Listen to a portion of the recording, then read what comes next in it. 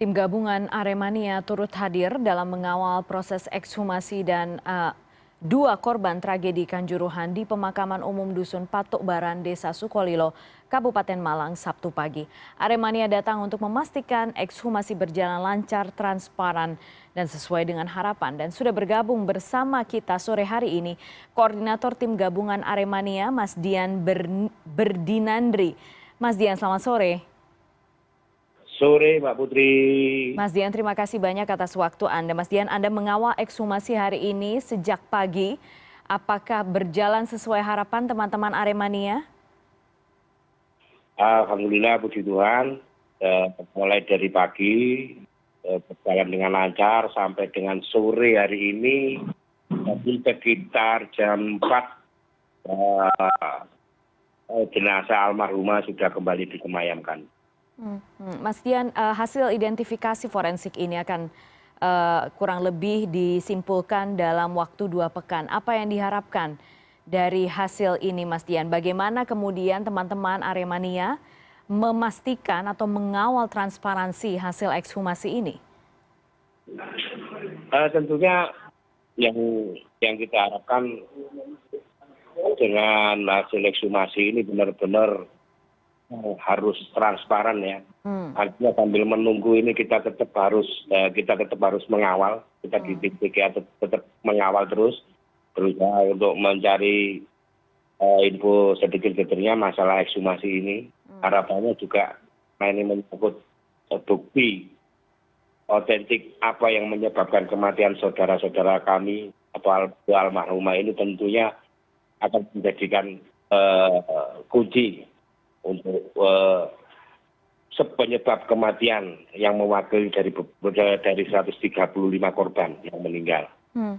Mas Dian, akhirnya ekshumasi dilakukan, tapi ini sudah 1 bulan berlalu sejak kejadian.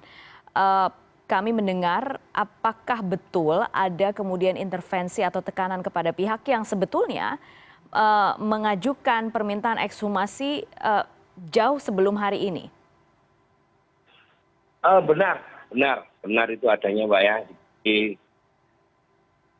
Bapak dari 2 almarhumah yang hari ini diekshumasi sebetulnya setelah kejadian Kanjuruhan ini, beliau ini sempat ke kami TGA, dia menceritakan ada beberapa polisi yang mendatangi beliau, menekankan bahwa ataupun merayu supaya tidak adanya otopsi itu melalui nenek beliau, neneknya Mas Devi atau ayahnya almarhumah yang hari ini diekshumasi. Dan masih ada langkah berikutnya lagi, itu menurut laporan Mas Devi ke tim gabungan Aremania ini hampir ada 7 mobil lah yang mendatangi beliau di rumahnya.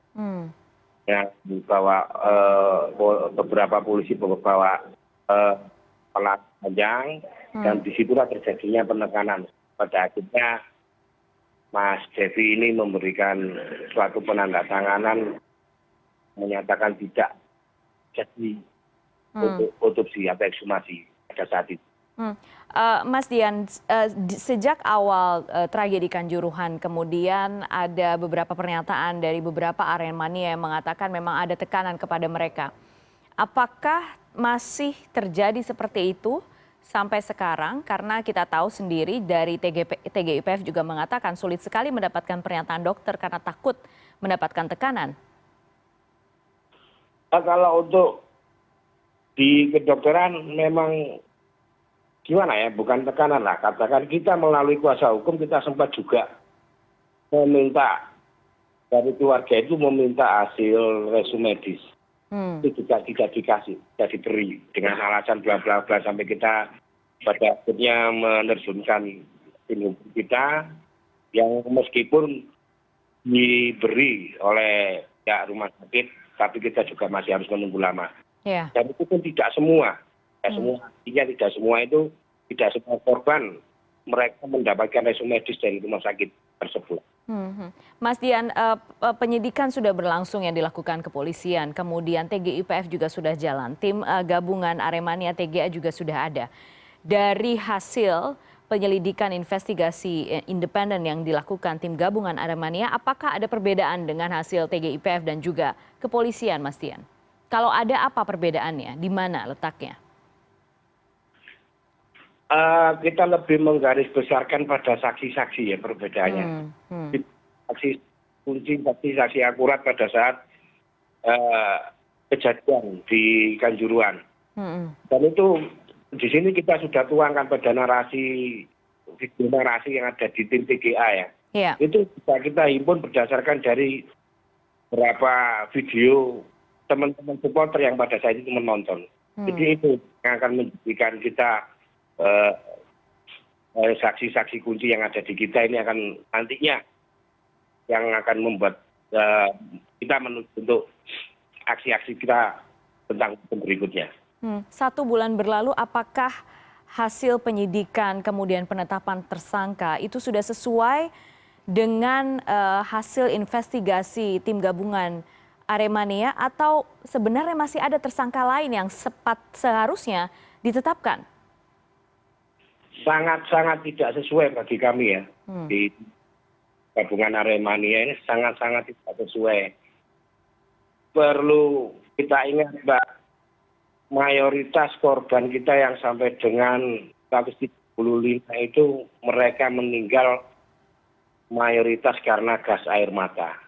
Dan di situ di video-video umum yang keluar itu yang melakukan penembakan jelas banyak sekali. Bukan hanya seperti yang sudah ada di situ ada 3 orang dari kepolisian yang dijadikan tersangka, yang lain kemana?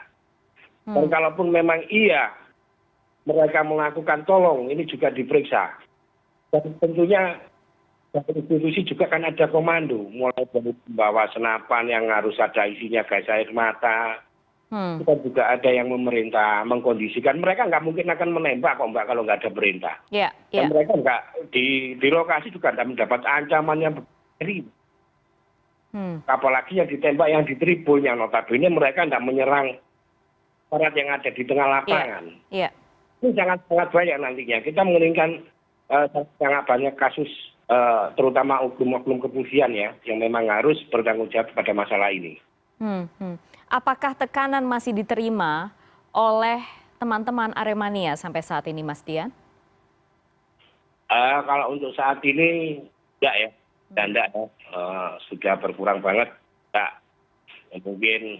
Mungkin inilah sisi positifnya. Saya rasa enggak kalau sampai dengan saat ini. Kami mendapatkan informasi ada rencana untuk menggelar aksi Malang Raya Menghitam. Mas Dian bisa dijelaskan sedikit apa tujuan aksi ini? Oke, aksi Malang Raya Menghitam ini sebenarnya tidak jauh untuk memperingati 40 harinya para korban yang meninggal ya. Ya.